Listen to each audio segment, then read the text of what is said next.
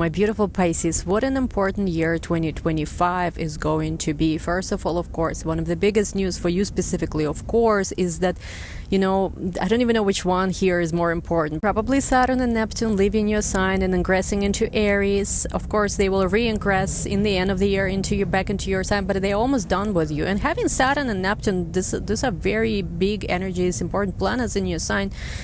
Could have been heavy. Neptune's been in the sign of Pisces since 2012. For a lot of you, it brought you spiritual awakening, creativity, at the same time, sometimes feeling a little bit lost. I noticed in my personal practice that a lot of clients who were coming to me when Neptune was either exactly the ones who were Piscean, obviously, the ones who had Pisces transit, Neptune and Pisces transit either over their sun, their moon, or their rising, they all were coming to me feeling like they are lost and they don't even know why they're feeling lost. Like for a lot of them, they were doing great in their relationships and in their career, yet they all felt like they were losing it, So this is the effect that Neptune could have brought you during its transit. Then, of course, when Saturn entered Pisces in 2023 spring, this might have been also like, when Saturn, whatever it transits, whether it's your rising sun and moon, you definitely feel it. For a lot of people who experience Saturn, especially, of course, feminine energies who experience Saturn going over their rising sign, I noticed also with a lot of my friends and clients,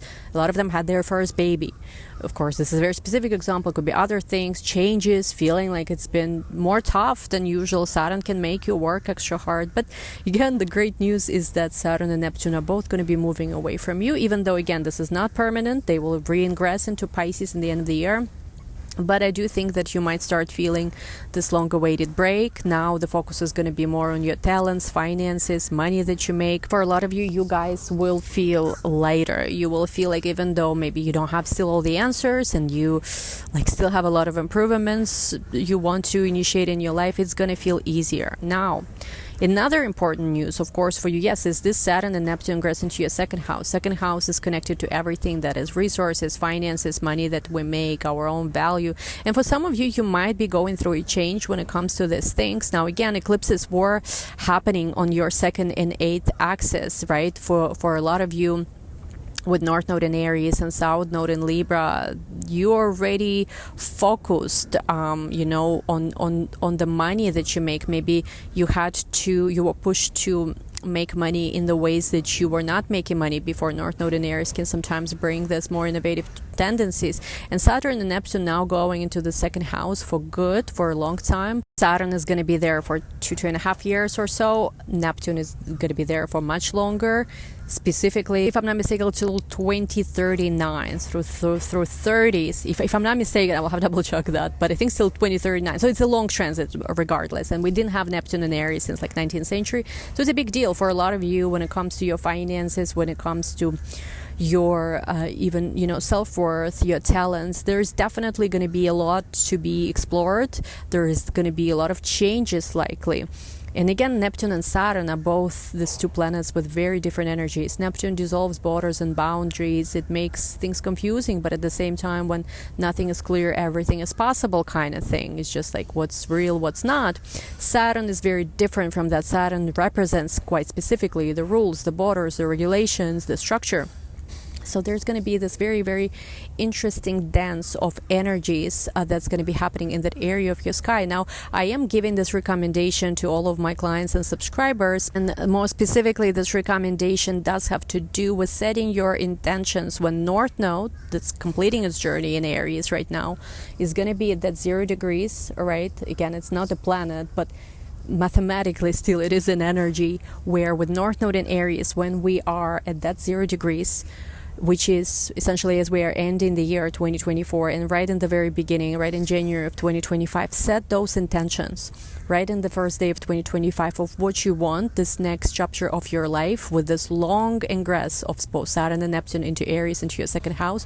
What do you want your life to look like when it comes to your talents, shared resources, not shared, but your own resources, money that you make, like how you see yourself. Set those intentions now, because I do believe that you can influence also partially how these energies are going to go and manifest for your life. And there's something to say about that 0 degrees of Aries when it gets activated, that we can really set positive intentions for our own life and that specific area that's being activated, and even, I'm not going to be afraid to say it, for the world, so set those positive intentions. Let's all connect with this energy of light, positivity, and make sure that this is a seed level of this ingress. So there is that. Now, yes, there's going to be a separate video for both Saturn and Neptune, but I guess this is, something that I want to mention, obviously, here for 2025 yearly prediction. And of course, there's also going to be this last eclipse in your second house in Aries. Again, we talked about this, right? There was the series of eclipses in your second and eighth house since the spring of 2023, where you might have been very focused on resources, what's there for you, what's not. For some of you, maybe you felt like when it comes to resources of other people or support of other people, it was not really there. Maybe expectations you had for support of other people was not really, there were disappointments there, could be, or you had to let go of what other people have and focus on what you can build for yourself. It might have been hard sometimes. You might have felt like it's harder even to build resources that you want. And by the way, as I'm saying this, there is this very beautiful bird, very green. I've never seen a bird like that just, it's on top of this tree, not on top, but on top of the branch. So maybe we'll see it. So yeah, and now with Saturn and Neptune, again, more focus on building resources, building yourself up. Big deal, for a lot of you. Now, what's interesting as well is that right about in the midpoint between the Neptune goes there first, and Saturn ingress into your into your second house in 2025. We will also have Venus retrograde that will be happening in the sign of Aries and in your sign, in the sign of Pisces. So once again, this is your second and first house in your astrology. Your money, your resources, how you look, how you take care of yourself, your self-image, all these things will be brought to the surface somehow. You might be very focused on your aesthetics, how you see yourself, how you show up, in front of other people. Some of you maybe work with camera. I know a lot of us have social media, some kind of exposure, right? Your aesthetic is going to be so much more important. For some of you are already feeling these energies where you might be even having a bit of a glow up, especially, Saturn and Neptune, especially Saturn in the first house can sometimes make you feel like you look older or whatever, or not your best. But at the same time, it makes you put a much more effort into your experience. And now having also this Venus retrograde that we're going to have for some of you, again, a glow up, manifesting this positive change in your beauty, body, could be there, definitely is one of the influences that could be somehow very, very important. Now, of course, one of the biggest news as well for 2025 is that North Node is going to enter your sign Pisces, and South Node is going to enter 7th house in Virgo of your relationships. So definitely there is going to be, sometimes South Node, I'll be honest, in 7th house, as much as people say, oh, you're going to let go of relationships that are limiting, blah, blah, blah. What I've seen in practice, South Node in 7th house can sometimes bring you a faded relationship, like a faded partner that you did not see coming. And the nature of the partner could be very South Node like, maybe spiritual, maybe somebody who is different somehow than you, and again, Pisces is a spiritual sign, but there's something to say here that because it's a Virgo Pisces axis, this is the axis of, so to say, the Virgin and the Messianic consciousness, right? Pisces, fish, and Virgo as the literally Holy Virgin could sometimes be seen as like Holy Virgin archetype.